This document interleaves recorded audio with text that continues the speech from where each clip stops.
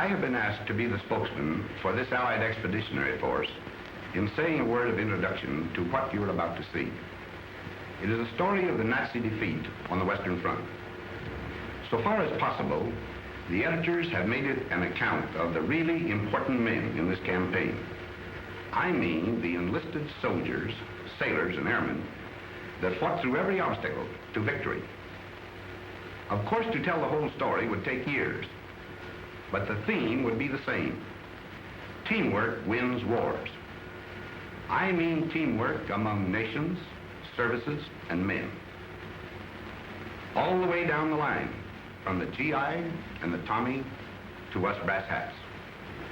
Our enemy in this campaign was strong, resourceful, and cunning, but he made a few mistakes. His greatest blunder was this. He thought he could break up our partnership, but we were welded together by fighting for one great cause, into one great team, a team in which you were an indispensable and working member. That spirit of free people, working, fighting, and living together in one great cause, has served us well on the Western Front. It will likewise defeat that other great enemy of human freedom, even now, in the far-off Pacific, reeling under the blows delivered by our gallant comrades in arms. We in the field pray that that spirit of comradeship will persist forever among the free peoples of the United Nations.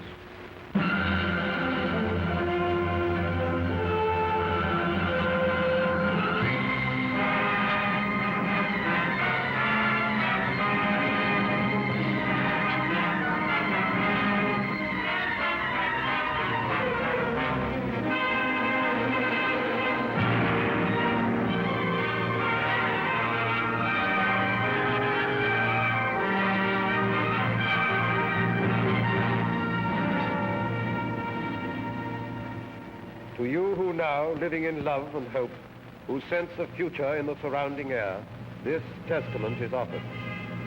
Here you may look on the violent fragments of our age and the once thinness of the little threads that made us then the citizens of freedom.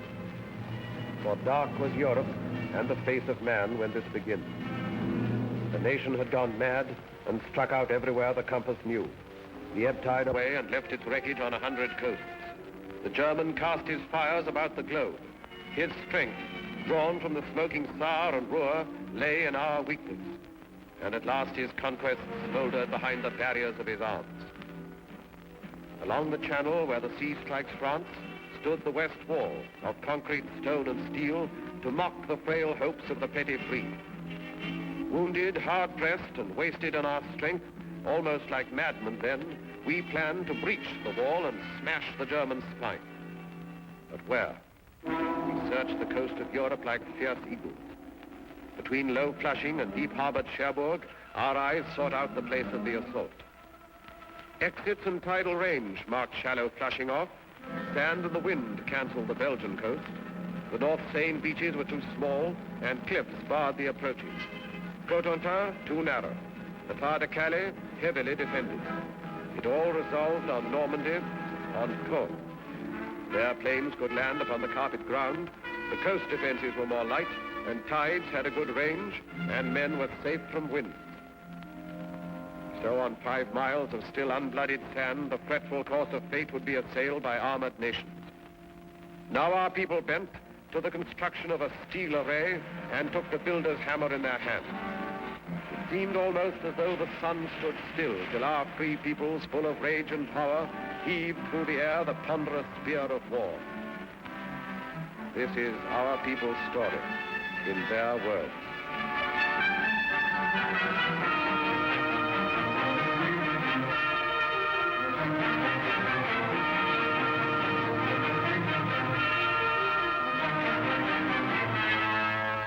I suppose if the Battle of the North Atlantic hadn't gone right, things, well, might have been considerably different.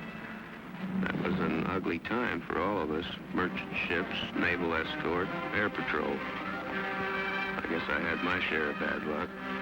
I lost 3 ships and some good friends.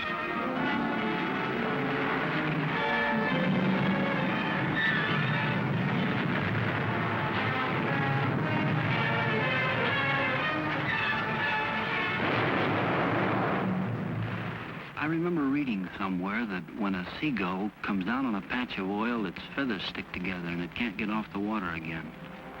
There must have been a lot of dead seagulls around the North Atlantic. Of course, we only saw it happening on the wall map. And yet it was, well, quite real. When I started there, those markers we used reminded me of toys out of some children's game. But soon they became U-boats and ships carrying cargoes, food and supplies and weapons, and men to use them.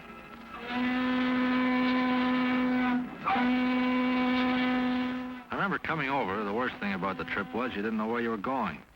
Wherever it was, you'd be a stranger, and nobody likes that. That ship was loaded from stem to stern with sad sacks. Around the third day out, things got pally. Like the fella said, we're all in the same boat. The comic. Finally, we got to Liverpool. They had a band to play us in, an English Army band full of chimes. I'm Dreaming of a White Christmas, they played. To tell you the truth, it was pretty corny. But nobody said anything because, well, you know, it was a nice gesture. Funny thing, on the way over, you felt like you were the whole works. You couldn't help it. But then, all over the UK, you'd see things that made you begin to realize you were just part of a big proposition. All kinds of things.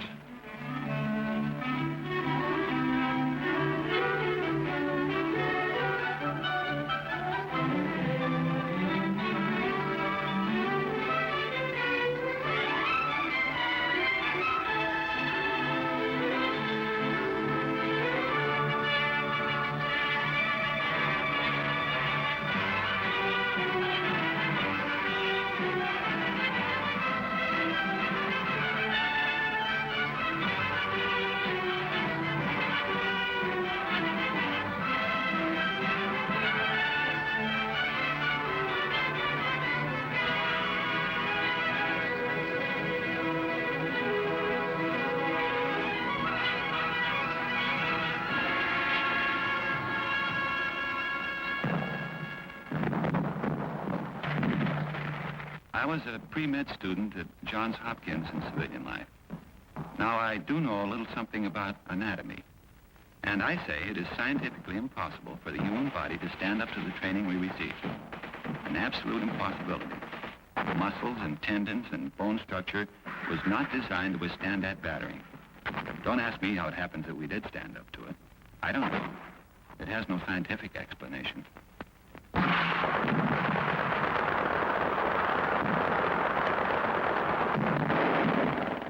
Here, listen to this, out of one of them army pamphlets.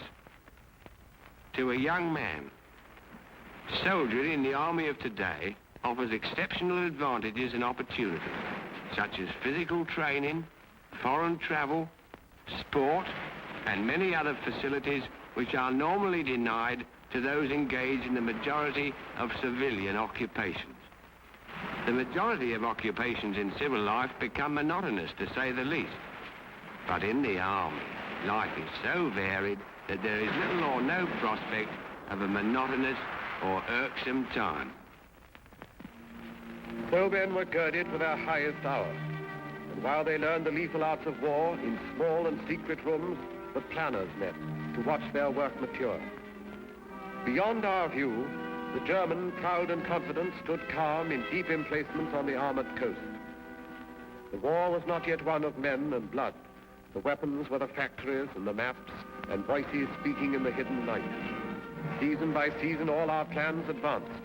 And those few men on whom the mass of war rested with all its weight worked ceaselessly. I used to wonder whether the millions of people doing their various jobs realized they were part of it all, paving the way for the invasion. We kept bashing away at German targets, mostly steel and oil. Ruhr, Hamburg, Battle of Berlin.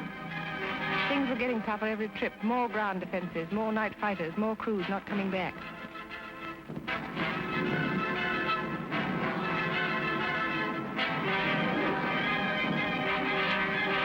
We got away early in the morning. Sometimes we'd see Lancasters coming back. A lot of times we'd stoke up the same targets they did. We beat up aircraft factories, too. It was a D-Luke service, day and night, 24 hours a day. We dropped agents over France. Must be awful to risk your neck and have to keep it secret. One-man submarines torpedo both commandos. We used them all to bring back cups full of sand from the beaches for analysis. It had to be quick drying with a solid clay foundation. It would have to support 30-ton tanks. I must have photographed nearly every field in France. The real job, of course, was the Caen area, but I didn't know that, nor did Jerry.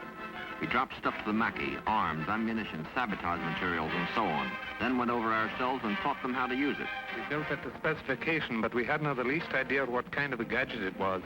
The only name it had was Mulberry. It was vital to know all about the Seine Bay and the tides. And we trained the men to negotiate those tides and landing craft. Wearing down German sea power in preparation for the day. Special study of the weather along the Normandy coast. Miles of wire netting for the beaches. 7,200 tons of petrol per day. With an underwater pipeline to carry it to France. A white star is the emblem of liberation. Triple inoculation for all personnel. New ships pouring from the stocks. Old ships adapted. Listening to the German radio output for fresh intelligence.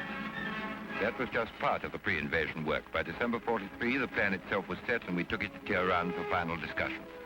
The three leaders approved the plan. Our Russian forces advancing from the east and invasion from the west. And then the date was set.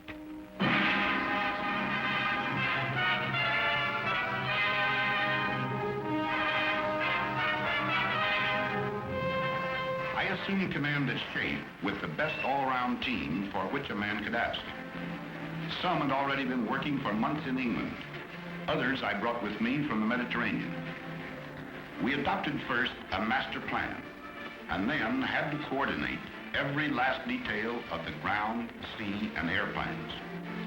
While this was going on, we led off with an air show designed to make the landing points as soft as possible, to batter the German communications, and to make certain we'd have control of the air.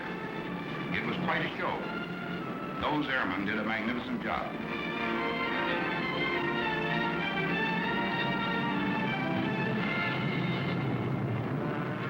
We had Polish, French, Czechs, all sorts in our outfit.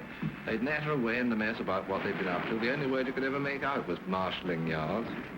Us bombardiers seemed to do nothing but look down on French bridges those days. We used to ask each other, have you cut any good bridges lately? Well, finally, there was only one whole railway bridge left over the Seine between Paris and the sea.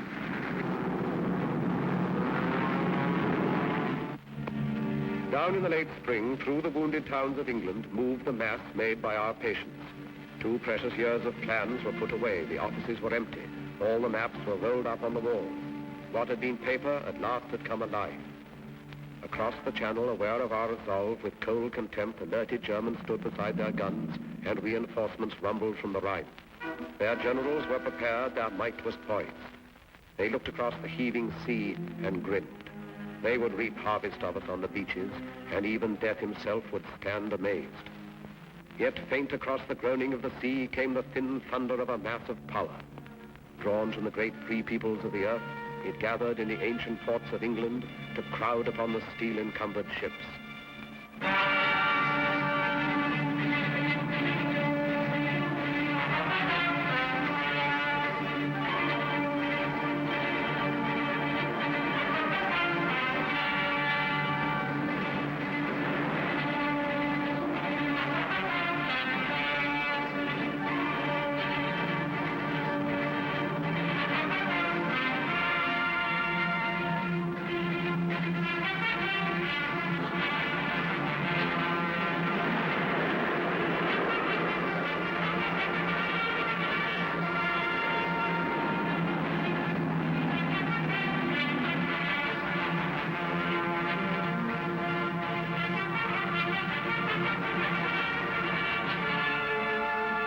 It was a funny sort of feeling, marching down to the ships. We'd done it plenty of times before, of course, on schemes and that kind of thing. They didn't tell us this was the big show. Might have been just another exercise. Some of the chaps cracked gags. They wasn't very comic, but we laughed. I think we all guessed. The general feeling was, okay, if this is it, let's get in there and get it over with. Waiting always got on my nerves. Even waiting for a bus, never could stand it. Well, after a bit, our ship found its place in the middle of all the rest of the stuff.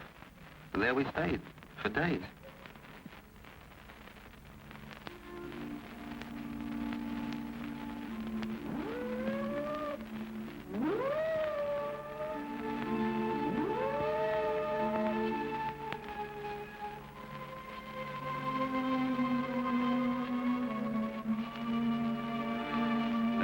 gave us the final briefing then.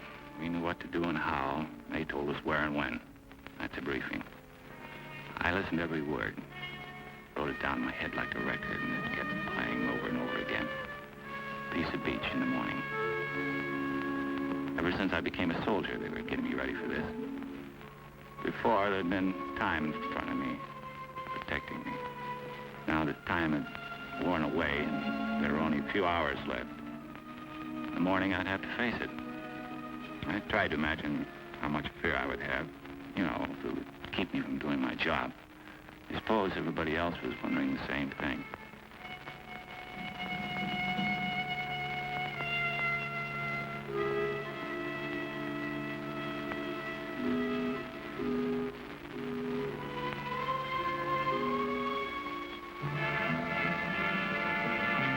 Nobody said anything official, but all of a sudden the ship got much busier. And over the amplifier, the chaplain said he'd be saying Mass at 18:30 hours. Funny, I don't think I ever believed, even after the final briefing, that the invasion was going to come off. Then a voice in the loudspeaker said, men who wish to take their anti-seasick pills should take the first one now. That did it.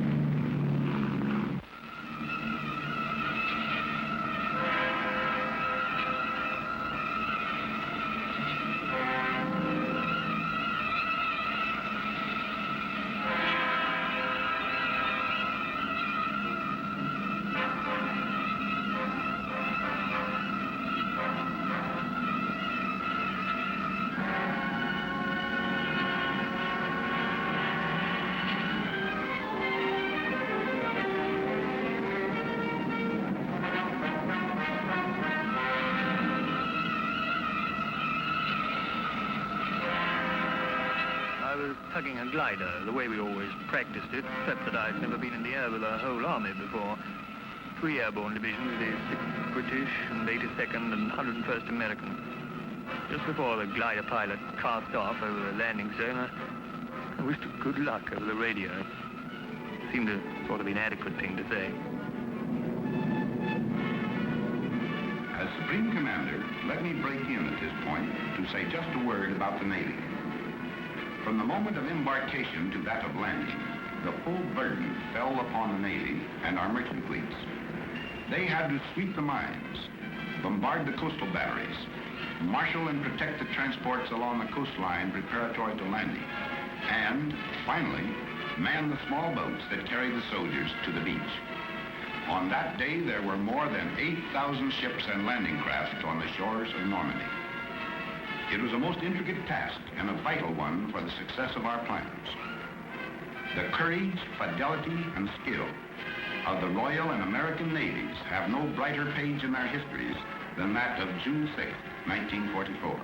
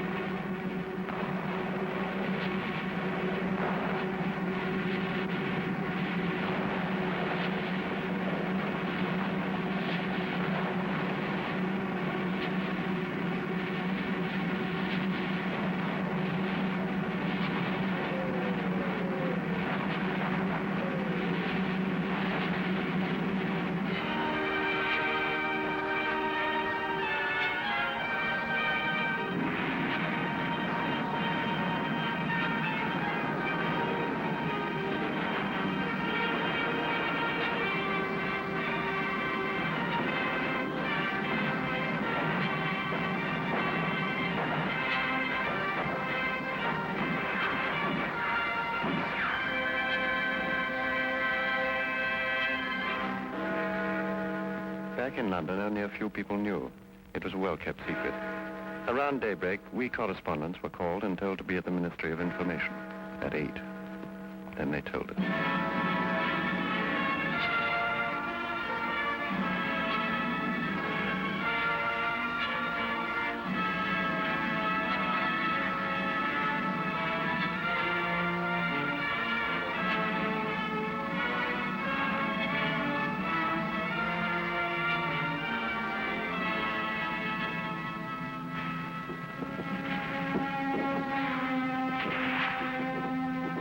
They called our beach Omaha. Don't ask me why. I've never been to Omaha, the one in Nebraska, I mean. If anything like Omaha, France, you can have it. I understand Omaha was the roughest spot. We lost some good men, took a few prisoners. It was a lousy trade. We've been told what to expect, so it wasn't like a surprise or anything. It just, well, when it really happens, it's different. For a while there, we were pinned down, but a lucky thing, the other beaches were going better, so we got a little more than our share of the old teamwork. Navy come in, the air guys, and finally we got moving good. You know, you hear a lot about how long it takes to make battle-hardened soldiers out of green troops. Listen, I got to be a veteran in one day. That day. And so they paved the beaches with their blood and lurched across the dunes and reached the roads. The German parried fiercely. In the depths of rich green pastured Normandy, the 3 airborne divisions, first of all to land, fought lion-like against most grievous odds. And loud across the cratered face of France came German reinforcements. From Berlin, a voice cried out the Allies must be hurled into the sea before another day had burned its hole in history. Locked in battle, the armies clashed. Our first objective, then, was to merge all the beachheads into one, and 50 miles of men drive on together beyond the red sand through the broken wall.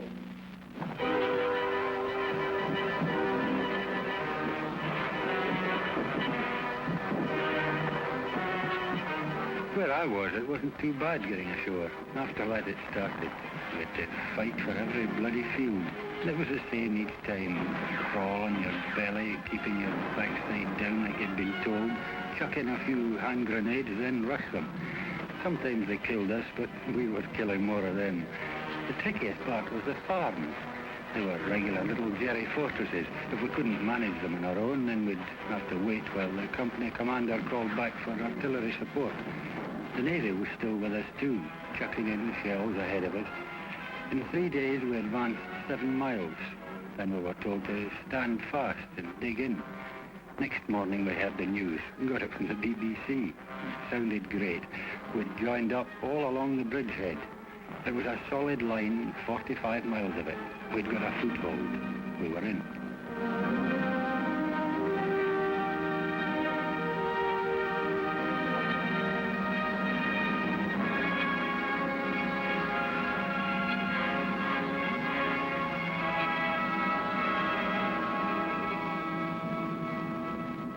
We didn't have to do much navigating to get there. You just followed the convoys. I was doing close support. We waited around, and then the ground troops would whistle us out and told us about some Hun target they wanted removed, and then in we go. We were like taxis on a cab ring.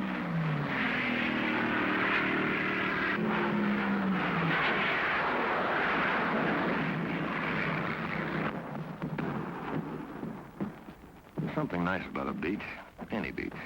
You think of a beach, and chances are you'll remember something nice. Like a party or a picnic. Towels from the old days. Girls in bathing suits.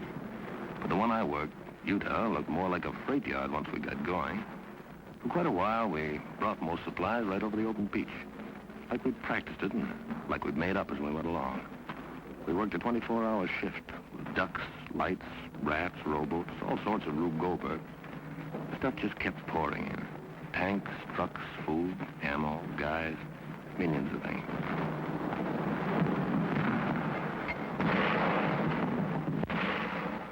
We didn't think we'd spend 50 days in the same field outside Caen, with the wood behind us and the Germans in another wood half a mile in front of us, and a little empty valley in between. Each side mortaring each other all the time. Just then you had to live in a slit trench. You got into a routine. You know, stand to from 4:30 to 5:30, and 2 hours wait for breakfast. Came up fairly hot. Tin bacon or sausage, tea, of course, biscuits. We've been living on compo food since D-Day. It's good food, but, well, you know, you got tired of it. I'd have given a lot for a slice of fresh bread and butter or a cup of fresh tea. 15 days is a long time to stay in one place and be mortared. Yet so you think everyone's coming straight for you.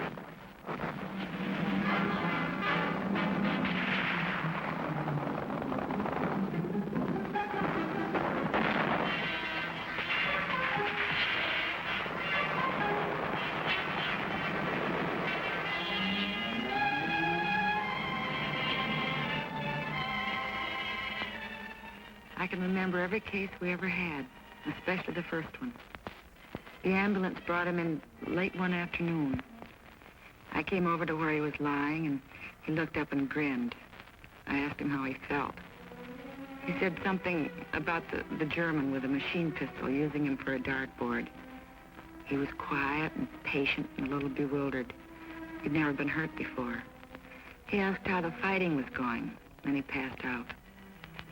The doctor came over and looked at his wounds and then swore.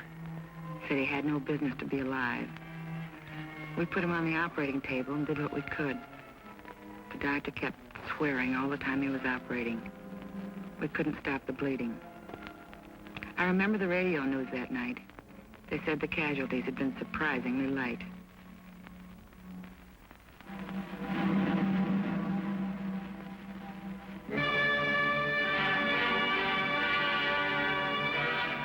They said the whole thing was dear old Winston's idea. A collapsible prefabricated harbour with everything on it except a nappy. Well, I wouldn't put it past him, the sort of idea he would have. It worked in the end. Mulberry, they called it. Well, I felt pretty good about it because I'd watched it grow right from the sinking of the first ships for the outer breakwater. And further along to the west, the Yanks had brought one over too. Then on D+13, I think it was, an onshore wind started up. Not much at first, but it got worse.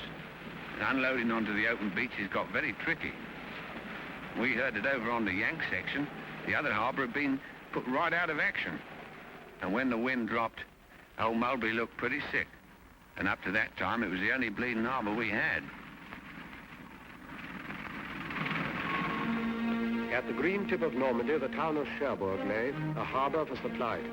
Our need for ports was vital as our breath. The German knew our lack and swiftly drew his forces into tight defensive groups so to contest the issue. All our plans turned upon Cherbourg. All our strategy waited upon its empty docks and piers. So the Americans, sent all across Normandy to the coast, swung toward the north, impatient for the port. Through hedge and field, they carved their heavy way.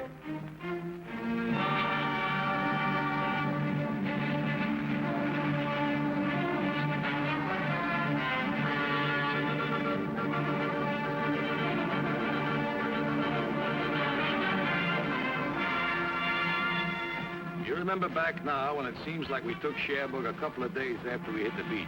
Actually, it took 19 days to cover 30 miles. 30 miles and about 92,000 hedgerows, and a battle at every hedgerow. Otherwise, it was nice country, like Connecticut. Pretty trees and orchards, lots of cows, and nice little farmhouses. The apples were too green to eat, I remember. We hit it off fine with the people. Farmers, nice people. It got tougher when we pulled up on the outskirts of Cherbourg. They had great defenses. Then the artillery really carried the ball. For 3 days, we sucked it to them. Sometimes we were pouring in at point-blank range over open sights. Finally, old von Schlieben, the German commander, tossed him the sponge. That's after telling his men to fight to the death. We took Cherbourg on June 25th. Everything was rosy except the harbor we come from. The Jerrys had really smeared that harbor. But right away, our guys went to work cleaning it up. And the way they tore into it, you could see that pretty soon it'd be waiting for us fine. Then, well, we fought our way up the peninsula. Now we'd have to fight our way out of it.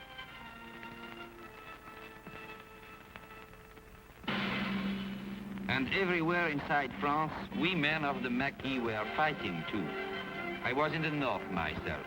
We cut telephone and telegraph and high-tension lines, and eventually, when the Allies landed, we fought in the open.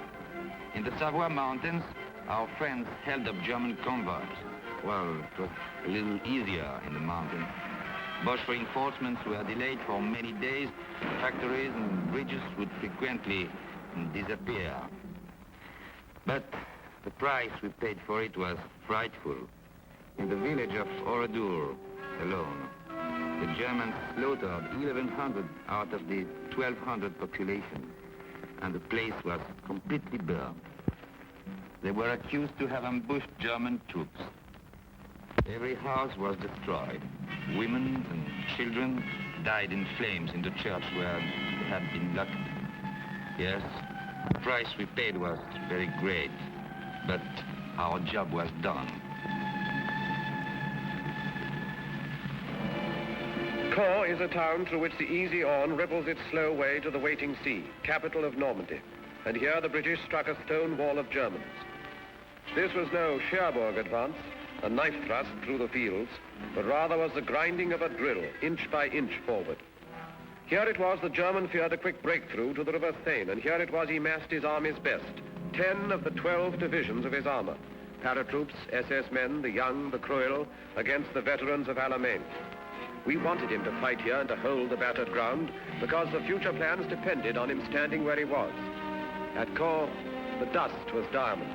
Every foot of ground was priceless, for by mid-most summer, Caen was to be the pivot of the war.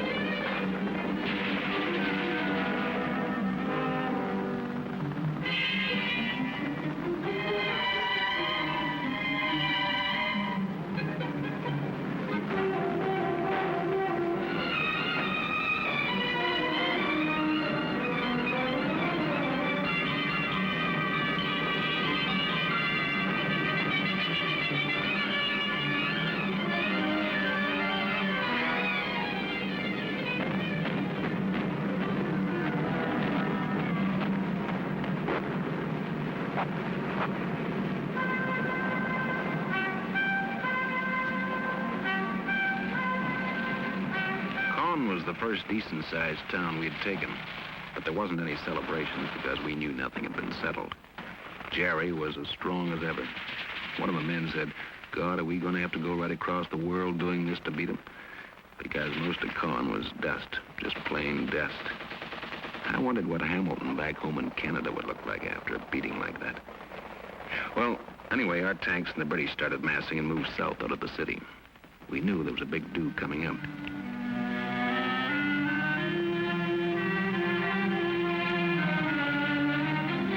For us began south of Caen, where the Poles joined up with us. When we began moving forward, I heard a lot of the lads say Rommel's on the run. But I'd been at Alamein, I knew he wasn't on the run. And I was right. There was nothing lovely about the battle south of Caen. No pincer movements, no outflanking, no nothing like that.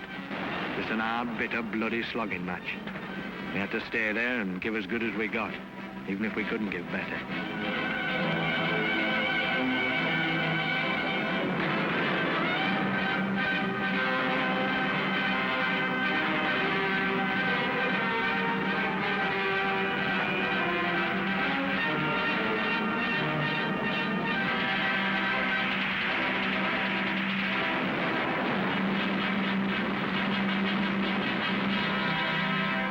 Beyond the rubble and the dust of Caen, the Empire troops kept up their endless pressure.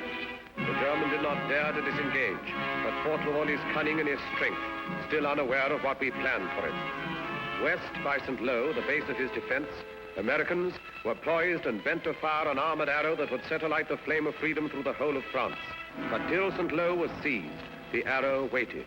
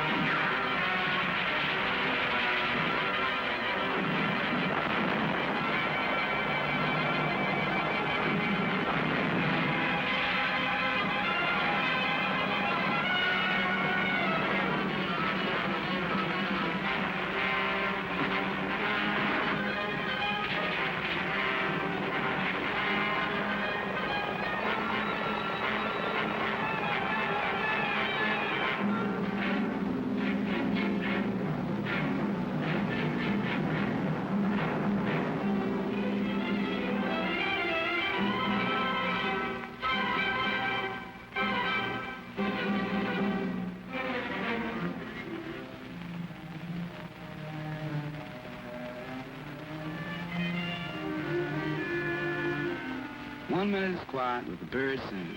The next minute, the column of Sherman tanks coming around the corner going wide open. My buddy says, where those tanks come from? So I asked the tanker. He yells down there, the Third Army taking off. Been waiting for 3 weeks. Prepared somebody let the rabbit out of the hat. Man, what a rabbit. With pearl-handled revolvers. When I think back to the breakthrough, I don't seem to be able to remember anything but the French people. People beside the road, kids we couldn't stop to give candy to, FFI boys bringing in the krauts from the fields, and farm workers waving as we went by. It was easier to look them in the face and smile and wave back at them when you hadn't had to smash their homes to pieces first. The morning we got into Rennes, boy, that really was liberation.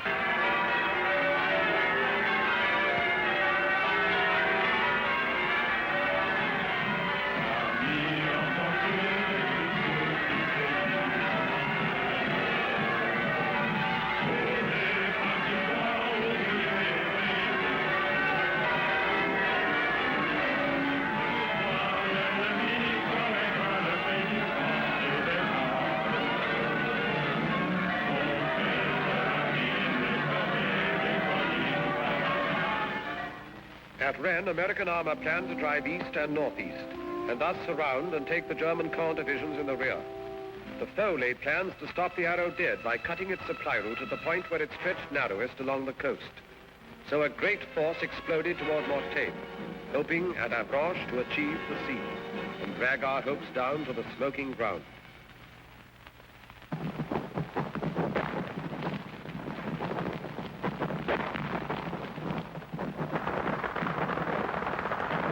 There's a lot of places I'd rather talk about than Mortagne. That's where I got hit. We've been going great up to there. Some of the guys had even been singing, harmonizing. And then that first German artillery caught us. Pretty accurate, too. An hour later, I was short 18 men. Well, we holed in and we hit back with everything we had. They weren't just trying to stop us, see? They want to come right through. And then me. I get a belt in the face left side and I keeled. The last thing I remember is looking up and seeing those RAF Typhoons. When I heard them screaming up ahead, I thought, geez, I'm glad they're on our side.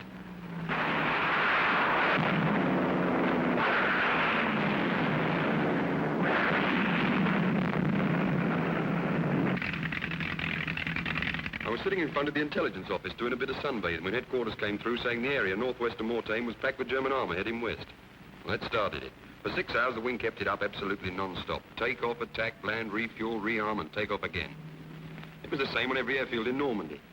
The only briefing I gave the chaps was, well, you know where they are. And the only interrogation when they got back was, well, how many did you get?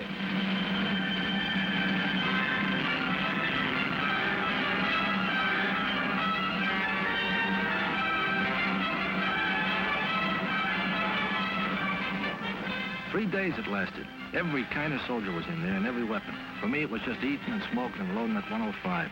No sleeping. Then things quieted down and the word came back. We stopped them cold. Everybody felt like celebrating, but that was a tough order out there. I tried drinking a whole bottle of cough medicine. It worked fine. I got stiffer than a plank. The counterattack, which took us by surprise, still did not hinder our deceptive plans, for down from Caen, the foe had drawn a force and left his north flank weakened. Now the stage was set. Toward Calais swept the Empire troops together with the Poles. The German heard behind his back American armor churned toward Argenton. Outgeneraled and outfought, he found himself within a closing trap.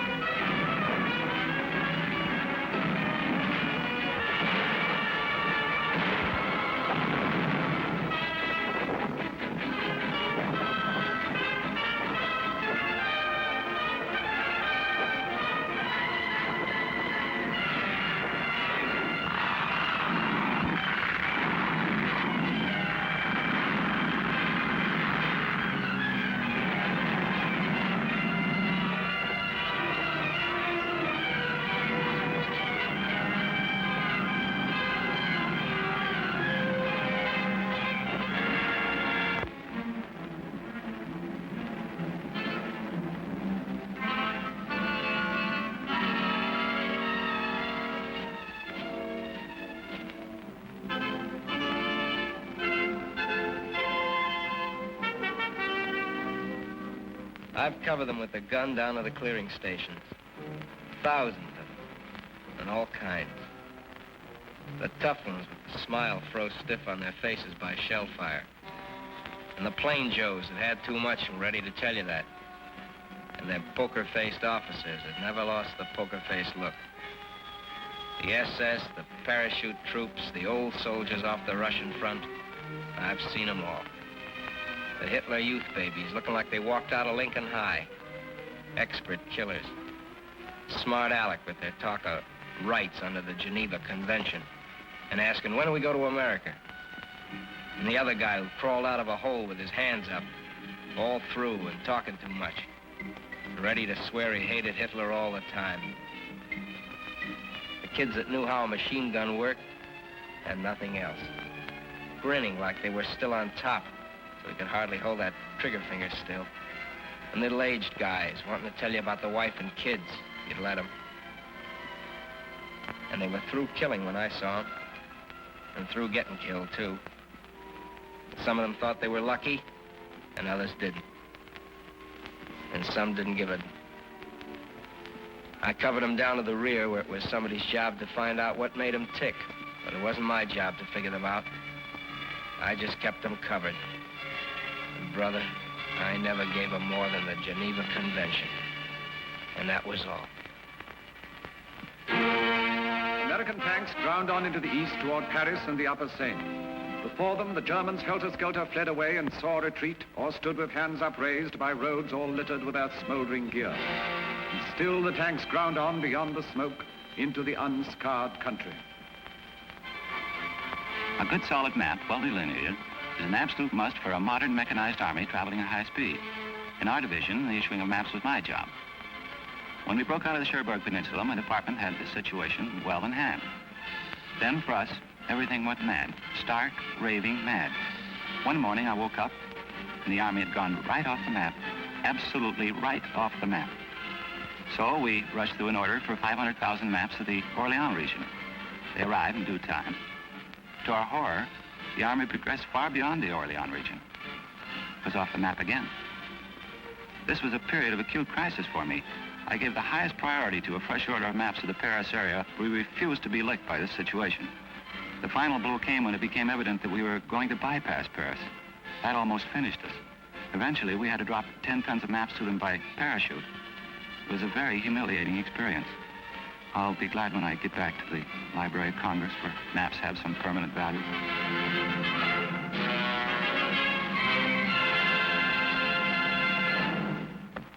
While the Allies were fighting near Paris, we French soldiers of the Leclerc Division were fighting in the Normandy fields.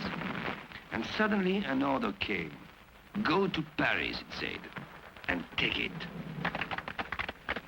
The Allies, after having equipped our division with tanks, guns, rifles, lorries, and jeeps, that night decided to give us Paris, too. So at 4 o'clock in the morning, the division starts rushing on the roads, and in the sky, on the right, on the left, everywhere, the American Air Force protects our trip. What a trip. 250 kilometers in one day. I think I'll tell it all the time to my grandchildren and bore them with it until I die. At the beginning of August, we in Paris were seized by rumors. What could be confirmed was towards the middle of the month, the Germans started to leave the city.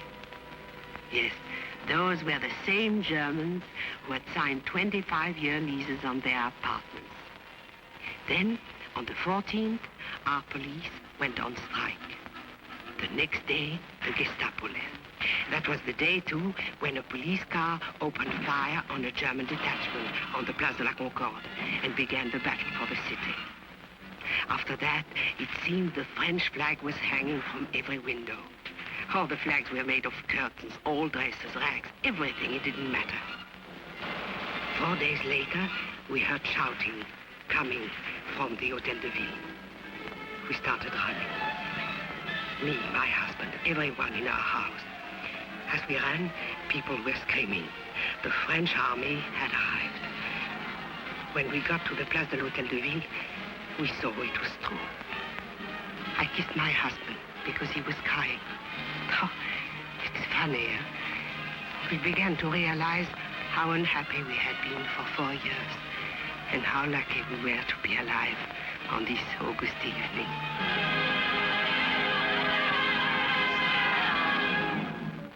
The great pursuit was on. At last the Battle of France was ending, when all suddenly another D-Day stunned the shaken foe. 2 armies struck, American and French, along the broad-beached southern coast of France. Then north, the 2 new armies rolled like waves to join the forces moving on the right. Beyond the Seine, where from 100 sites the Germans launched their flying bombs and brought death and destruction on the English towns, our valiant armies went about the task long since assigned them. Toward the Reich frontiers, Americans advanced. Against the ports hugging the Channel, garrisoned in force by desperate foes, Canadians were sent. And in a thunderous sweep, the British armor surged toward a waiting Brussels.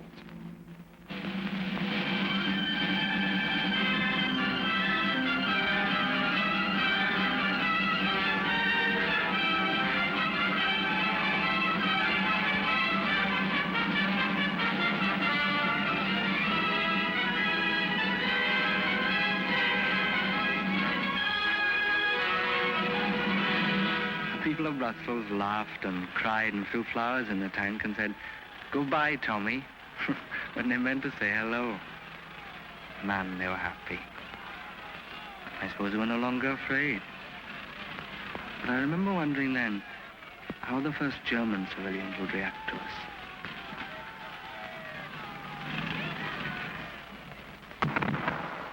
I remember one day we were coming across a big flat field. Didn't look like nothing special. I hopped a barbed wire fence and the guy says to me, "Guess what?" So I says, "What?" So he says, "You're in Germany. There's a sign over there says." Then like a dope, I thought, well, it won't be long now. I want to quit over the fall of Paris and Tim Bob on Brussels.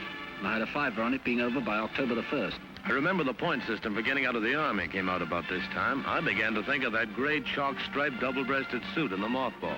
I was in the 7th Army coming up from the south of France. One day a lieutenant said, "Take a ride with me. I got some prisoners for you to guard." "How many?" I says. "About 20,000, he said. A whole German division had surrendered."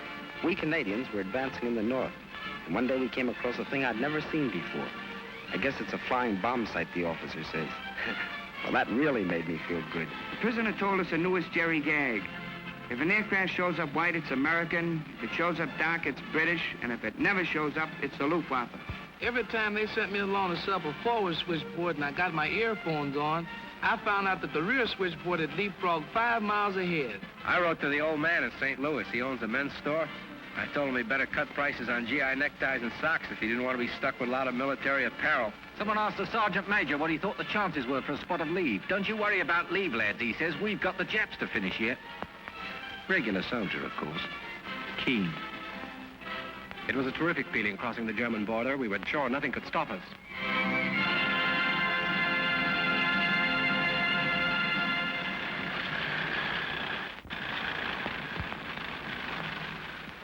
Then it happened. Just outside Metz, we ran out of gas. And there just wasn't any to be had. I looked at my 30-ton Sherman sitting there, a useless hunk of iron.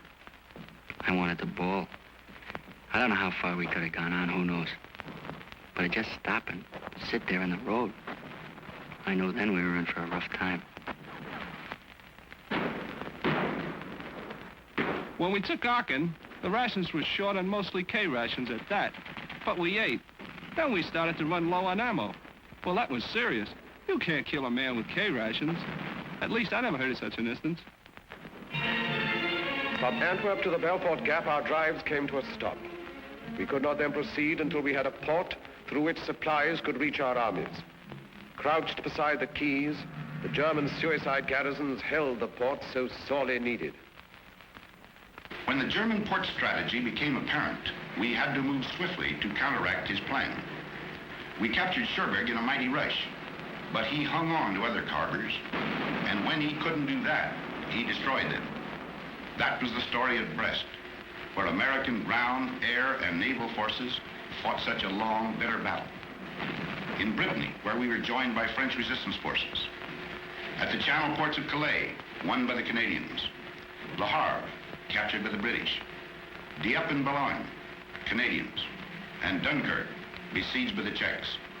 It takes a lot of freight per day, per man, to keep an army fighting in the field.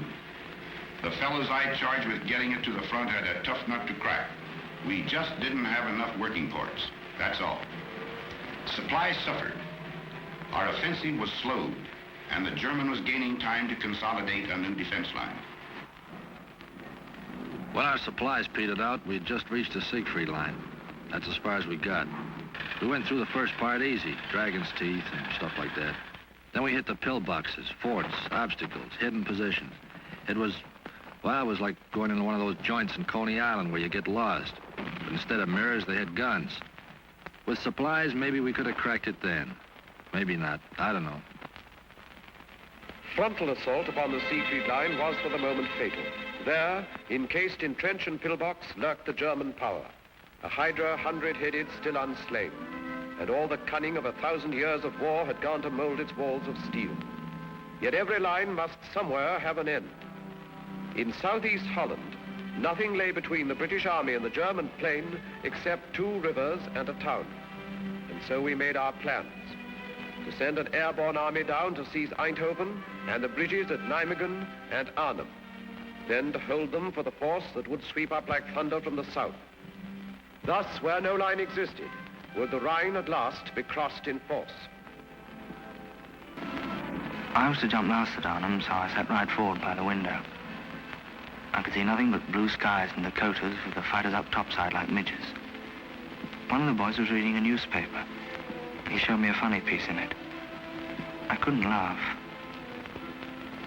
The coast of Holland came along before I was ready for it. Someone yelled, "Running up now." We got to action stations. I remember thinking, what a bloody bit of bad luck to be bumped off now when the war's nearly over.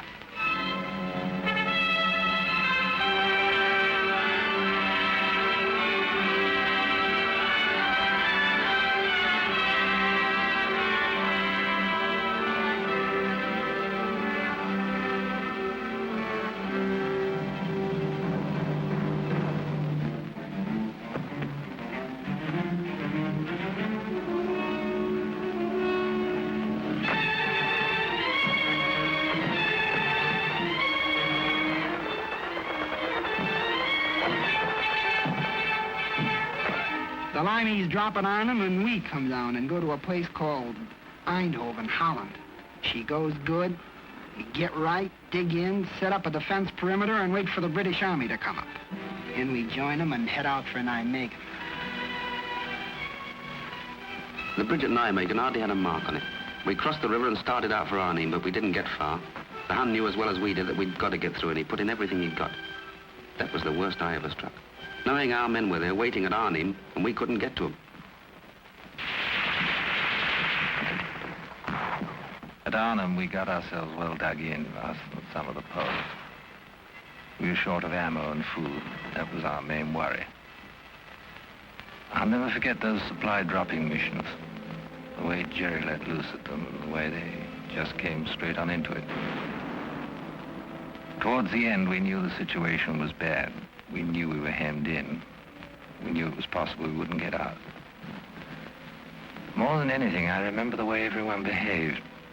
Men you knew as the toughest fighters became gentle, kind and considerate to each other. I knew a lot more about men after Arnhem. The guns died out in Arnhem. Then we knew the greatest gallantry was not enough to cross the final bridge. And now no choice remained to us. Direct assault against the Siegfried line would be the only way to carve our corridors into the Reich. But first a port was needed for supplies. Antwerp we had, but thundering German guns controlled the 30 cold miles of the Scheldt from Antwerp to the sea. The docks were still, the winches silent, all the ports lay dead, a useless city severed from the sea. It would stay dead until we cut a way through the grey Scheldt. So the battle formed to free the estuary for our ships. I covered that battle for the Associated Press. I only wish I could have written the story with the greatness of the men who fought it. It was vicious and fearsome fighting all the way. The Canadians and the Poles clearing the south bank of the river, the Royal Navy and Marines and Norwegians charging knee-deep in blood and water into the mouths of the 9-inch shore guns at West Capelle. It was the kind of fighting that makes legends. And the minesweeping of the Scheldt afterwards. It was the greatest operation of its kind in history. The cost of that first ship into Antwerp harbor was the lives of thousands of our bravest men. I reported it as well as I could, but their memory deserves more than words.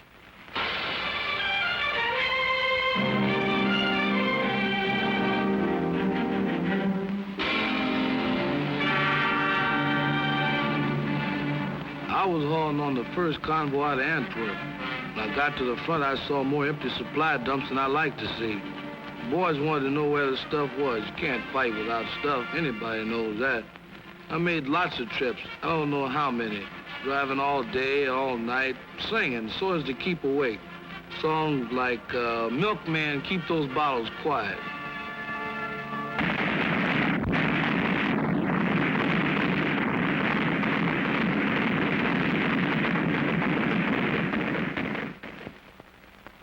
My job was to see to it that they had a new toothbrush and a cot, maybe a book to read when they came over from the east bank to the west bank of the Moselle for a little rest.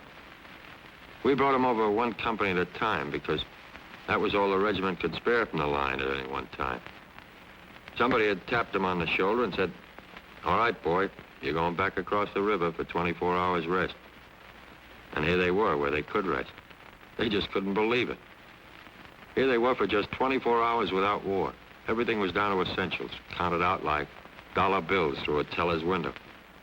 One night's sleep, one day's hot meals, one clean change of underwear, one clean pair of pants, one shave, one hot shower, one movie. I used to wonder what was the best of that day. Was it the chance for them to write home, a hot shower, or that long-legged girl on the screen? Whatever it was, all of it was over by morning. They were going back with their one clean suit of underwear, the hot shower, the clean shave, and the good night's sleep. Back across the Moselle to their holes in the ground. And the shells.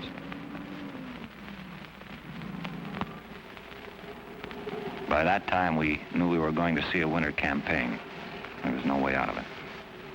The Germans were dug in and they were tough. And it was plain that until we got a lot stronger, we weren't going anyplace. The squadron was operating whenever it could.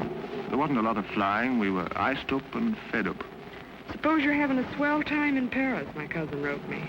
With all that perfume and silk stockings and that champagne. They called our end of the line south. We were in the Vosges Mountains with the American 7th Army. But it was very little warmth in this south. I recalled with pleasure the Mediterranean where we had landed in August. But memories do not keep one warm. Before I joined the army, I'd have thought it was certain death to dig a hole in my back garden and live in it for the winter, but that's what we did. The sergeant said, well, squirrels do it every year. Yes, I thought, but they don't man machine guns as well. There was no heating in our Brussels office. I put on so much under my uniform, they called me the bundle from Britain. I never smoked before, but pretty soon I found myself smoking as high as a pack a day. I worried about that old law of percentages. My company was melting away. You'd look up one day and be fighting alongside a stranger. It was a lonesome feeling.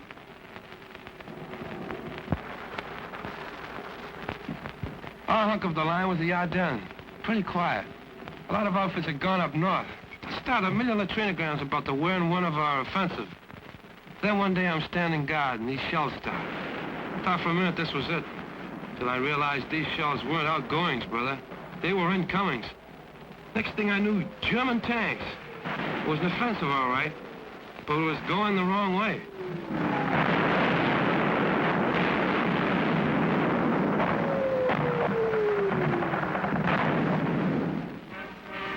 The offensive we were mounting to the north was suddenly forestalled and set aside, as through the rugged, thinly held Ardennes, von Rundstedt struck. He cut a fiery path through the American lines and sent his tanks desperately driving toward the River Meuse. A night of fog and pale December frost saw the beginning, none foresaw the end. He aimed for Antwerp's harbor through Liège, and all our plans held fire while we bent our strength to curb the Germans in the Bulge.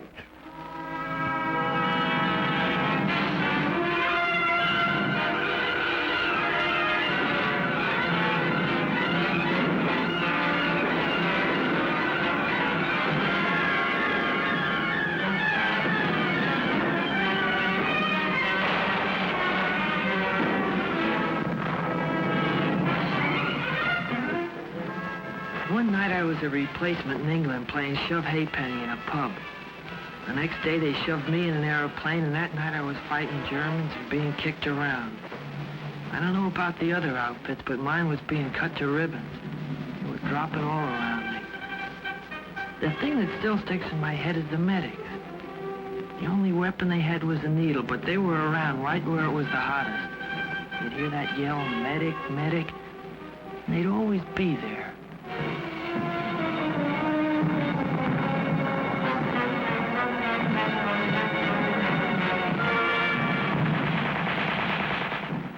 Our whole division got a presidential citation for what happened up at Bastogne. Even me, just a cook. I'll never forget that old lieutenant running into the field kitchen and hollering at me if and I had any idea how to operate a bazooka. I said no, and he said, well, you're going to learn now, son. I did, and I'll be doggone if in the first shot out the barrel I didn't get me a Jerry tank.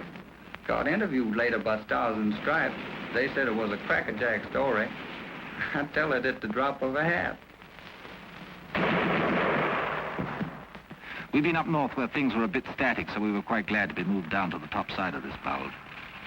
Coming down through Belgium, we noticed how scared some of the civilians looked. Natural, I suppose. We were held in reserve for a week, and then they sent us into action. On account of the fog, we couldn't get any air coordination. You sure miss it bad when you've gotten used to it all the way since D-Day.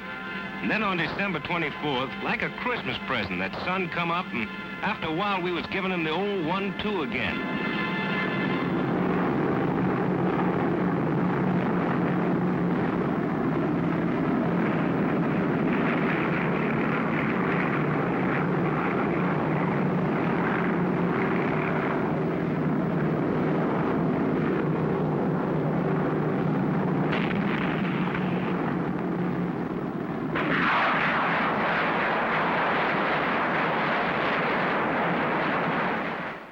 We stopped them dead, finally. It cost us plenty of men, but we stopped them. And we started moving ahead again. The rest of us.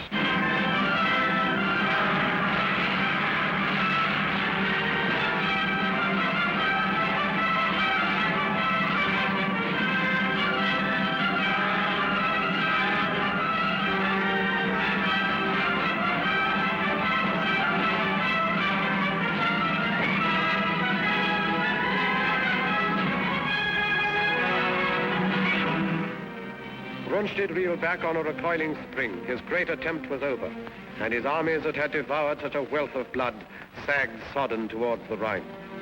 At Yalta then, while dire explosions shook the German fronts, the three great architects of freedom met to fix the final blow and plot the peace. And even as they met, we moved to act upon our strategy. We wished the foe to stand and fight upon the western bank of the Grey Rhine. For there we could destroy him, outside his fortress, open, unprotected by any bridgeless river. Down we cast the gauntlet, challenging him, stand and fight.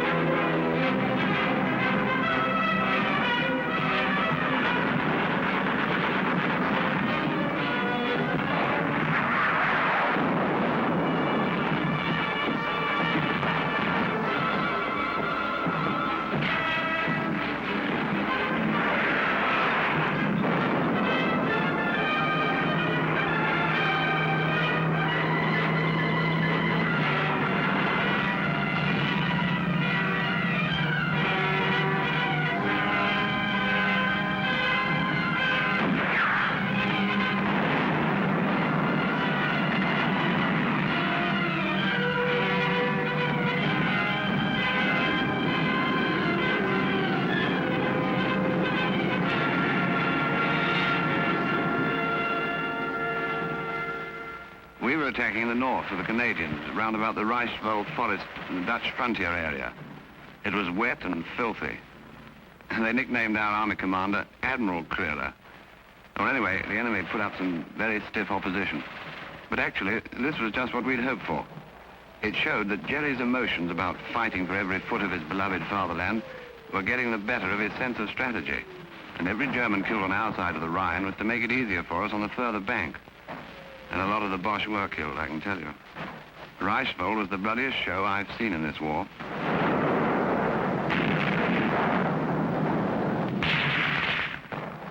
It was one of a push. The captain told me 8 divisions. He usually knows. He follows things like that. I was with the outfit that took Mönchengladbach, I think you say it. There weren't many civilians in the streets, and even the ones that were there we weren't supposed to talk to unless we had to. There was a $65 rap for fraternization. I wonder how they happened to figure out that number. I mean, why 65? We could see the Cologne Cathedral a long time before we got there. That tower was our objective. It was on the Rhine River.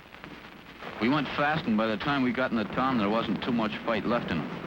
Cologne was mangled, all right, but there were still a few buildings standing. I was sorry. I thought of those French cities, flattened. Anyway, we got our objective. Now we had to cross that river.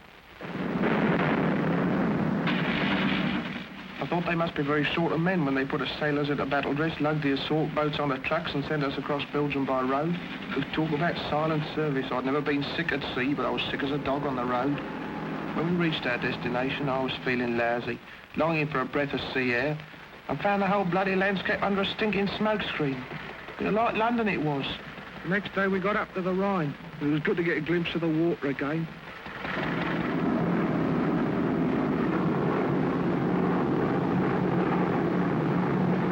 Our Air Force is giving the old lumps on the east bank of the Rhine, but I was still nervous. The Germans had blown the bridges, and we knew the crossing would be amphib. When I'm nervous, I get off my feed. For 2 days before that crossing, I couldn't eat nothing but a couple of Milky Way bars. It was going to be D-Day all over again. Dangerous. A miracle. There it was sitting there, big and black. I'm no architect, but to me that Remagen Bridge was the most beautiful bridge in the world. In the Army, when things go as per plan, that's wonderful. But when they go better than planned, then you figure the chaplain's working overtime. There was a break in that bridge, and we cashed in on it. And the first guys over the river were over in style. The watch on the Rhine was finished, washed up. For to coin a phrase, kaput.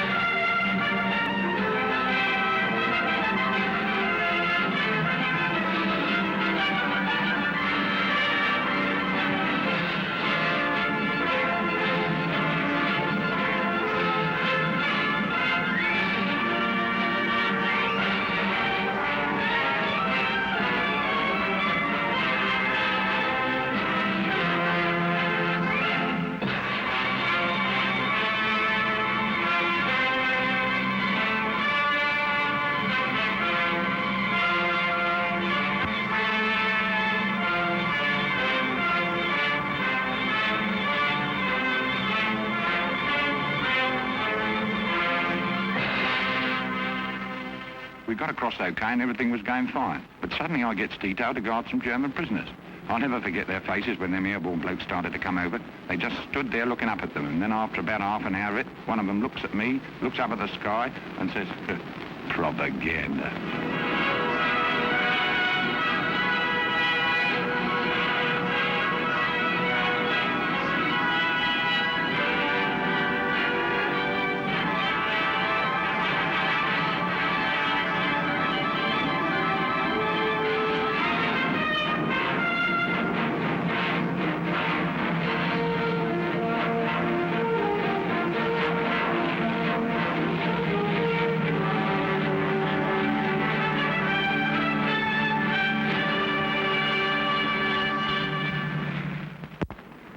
Ruhr Pocket was the first big objective across the Rhine. We in the heavy sealed it off, then the ground forces wrapped it up. After that, they exploded in all directions. Cut the Jerry armies up in pockets, then take them one by one. That was the program. The Third Reich was being carved up like a Christmas turkey.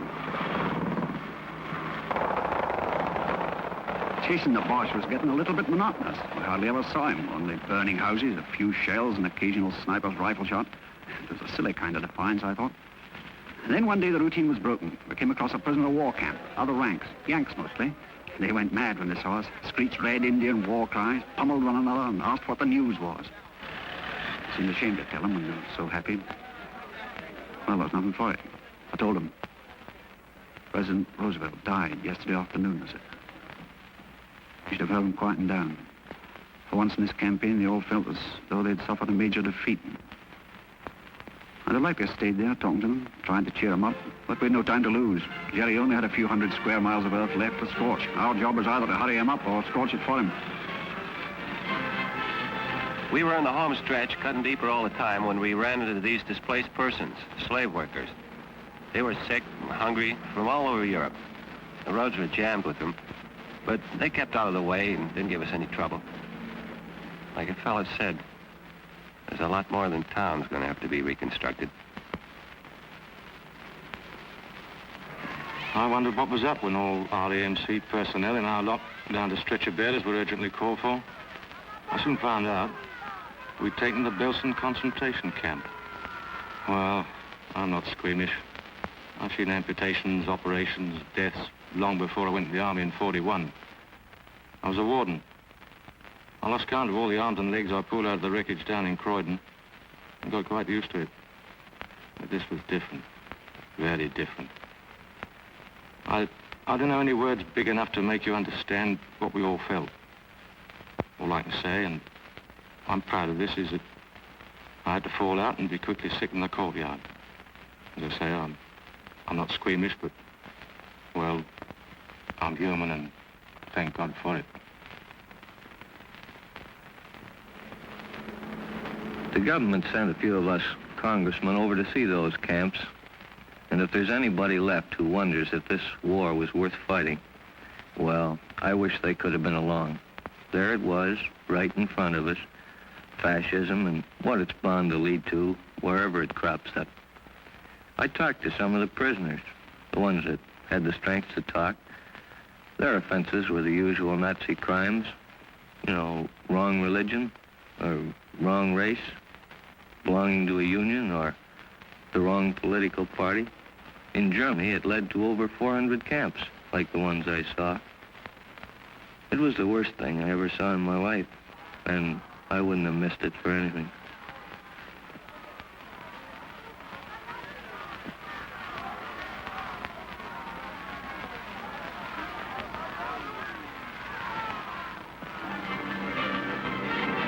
When an army gets to moving in a hurry, that's where air transport comes in. We'd been flying in the stuff along with the British Transport Command since D-Day. And towards the end, they seemed to be moving faster on the ground than we were in the air. As pocket after pocket of the foe fell, our hopes rose higher than the soaring flames that marked the broken towns of Germany. In Italy, 1 million prisoners came in, as with a single sudden blow, the German power was smashed. Then our tanks drove through the southern mountains, where the foe had hoped to make his furious final stand. The Russians took Berlin and cut the heart from Hitler's empire.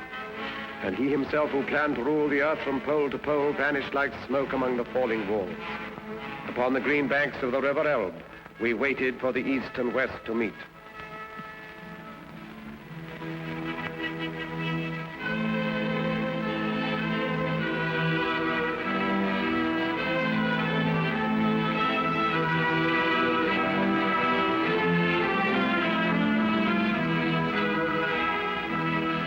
We linked up with the Ruskies at the Elbe River. I hung around for a couple of days with a Tommy gunner named Konikov. He didn't know any English, so I taught him to say my aching back, and he taught me Tovarish. That means comrade. We drank toast to Lend-Lease and had a million laughs. Then old Konikov found an interpreter and gives a toast to the great American soldier. That stopped me. We did all right, but I don't like to think where we'd have been without them.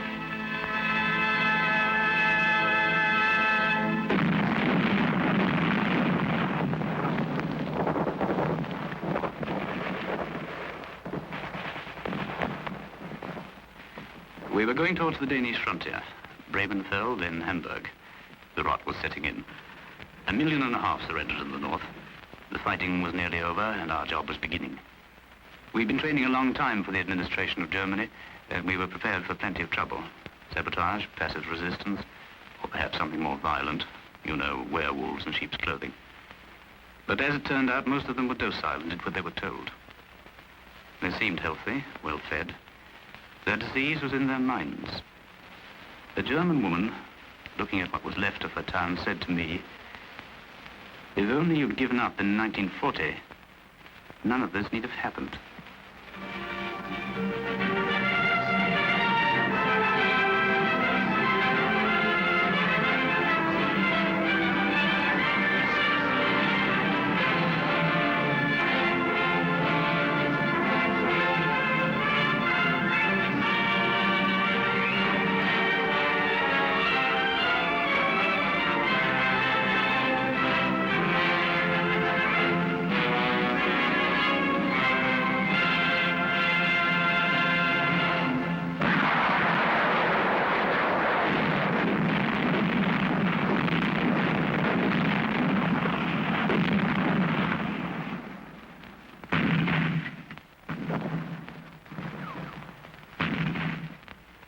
At 1 minute after midnight, May the 9th, 1945, the guns stopped.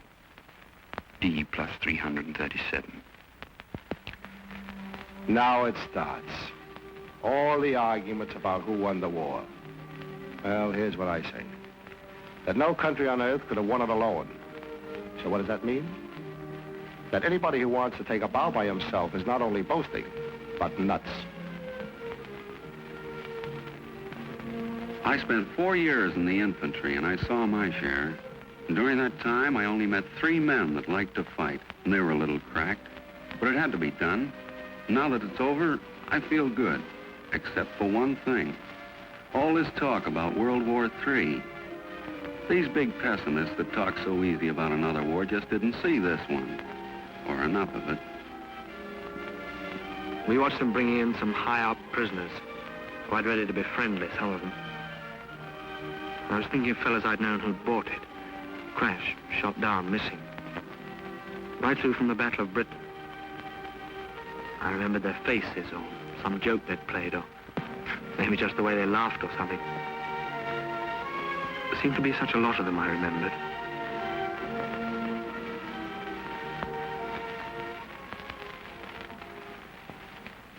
To the victor belongs the spoils.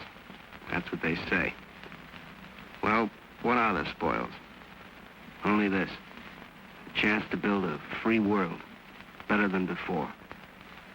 Maybe the last chance. Remember that.